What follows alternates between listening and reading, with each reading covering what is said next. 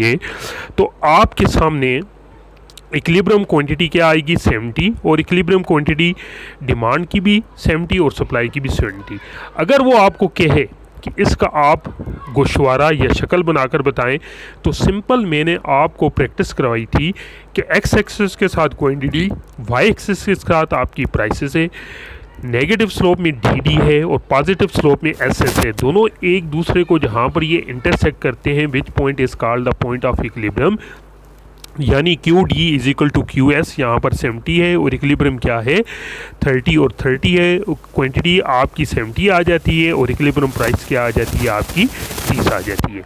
अजीज़ तलबा, मैं उम्मीद करता हूँ कि ये आप प्रैक्टिस पहले भी की थी, अब भी करके आसानी के साथ डिमांड का और सप्लाई का तवाज़न हासिल कर सकते हैं। इसी तरह अगले पेज में हमारे पास एग्जांपल नंबर 3 है, सॉल्व की हुई है। अब यहाँ पर ये देखें Q S plus 32 minus 7p and Q D minus 128 plus 9p is equal to 0 है।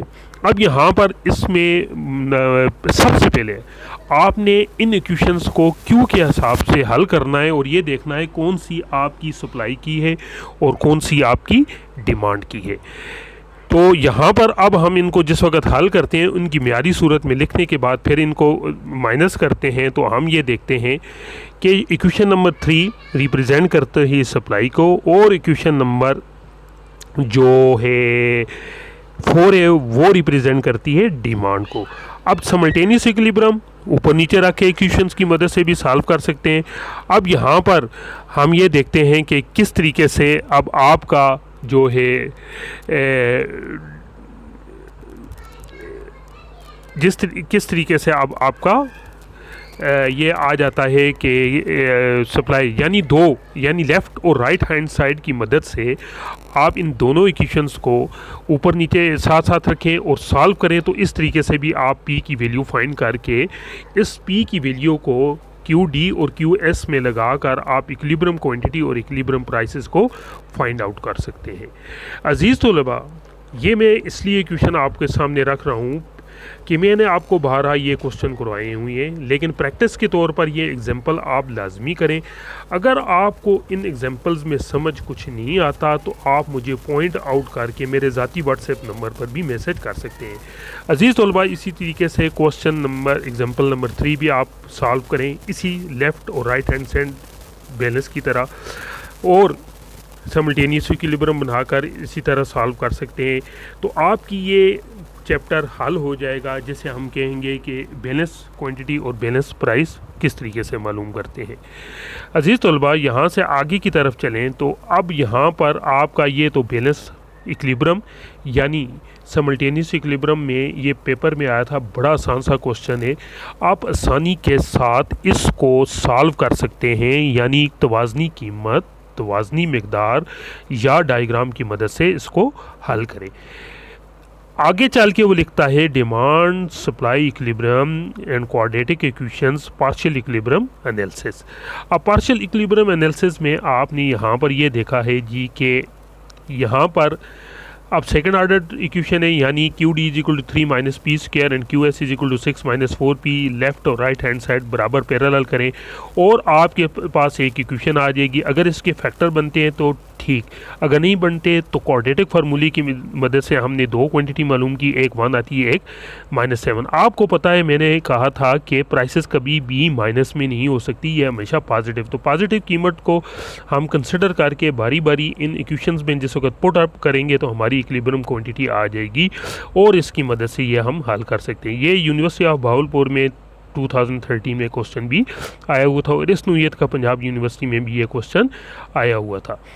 इसी तरीके से एग्जांपल नंबर आप 2 देखें, क्यू एस पी स्क्वायर -2, और इसी तरीके से इसके साथ जो अगली इक्वेशंस है जी Q S is equal to, अब इस जो है इसके साथ Q D is equal to 8 minus P square. अच्छा जी, दोनों को इक्विलिब्रियम रखें तो उसके बाद आपके पास दो प्राइसेस आ जाती हैं, ठीक है, कॉमन लेने से, एक पॉजिटिव है और एक नेगेटिव। तो मैंने कहा था कि पॉजिटिव को कंसिडर करना है, नेगेटिव को इग्नोर कर देना है। अजीज़ तलबा, ये आपके सामने कुछ एक्सरसाइज है, मश्की सवालात, मशक नंबर 4 है। ये मैं आपको एज आ होम असाइनमेंट देता हूँ। ये क्वेश्चन आपने क्लास में भी किए थे, ये क्वेश्चन आपने इंशाल्लाह घर में जाके प्रैक्टिस करनी है। और ये सारे क्वेश्चन जो हैं आपके जो है अहमी शायद की जो बुक है इसके आखिर में हल हुए हैं।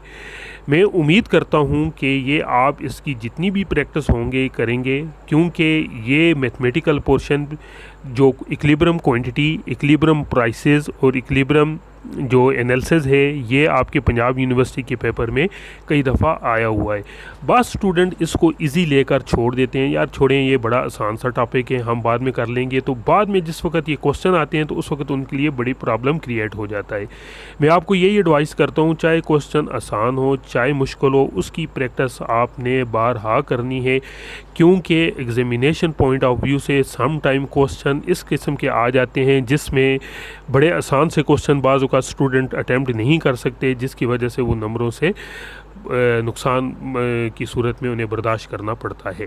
इसलिए मैं एडवाइस करता हूँ कि ये equilibrium quantity, equilibrium prices, demand और सप्लाई का सिमल्टेनियस इक्विलिब्रियम आपने इसको हल करना है और बड़े अच्छी तरीके से इसको सॉल्व करना है। अगर आपको किसी किस्म का कोई मसला हो स्टडी में, मैथमेटिकल पोर्शन जो मैं तफसील के साथ अब आपको करवा रहा हूँ, इंशाल्लाह अगले न्यूमेरिकल आएंगे वो फिर मैं आपको कुछ सॉल्व करके उसकी वीडियो भी सेंड करूँगा। ये मैं उम्मीद करता हूँ कि आप आसानी के साथ घर में कर लेंगे।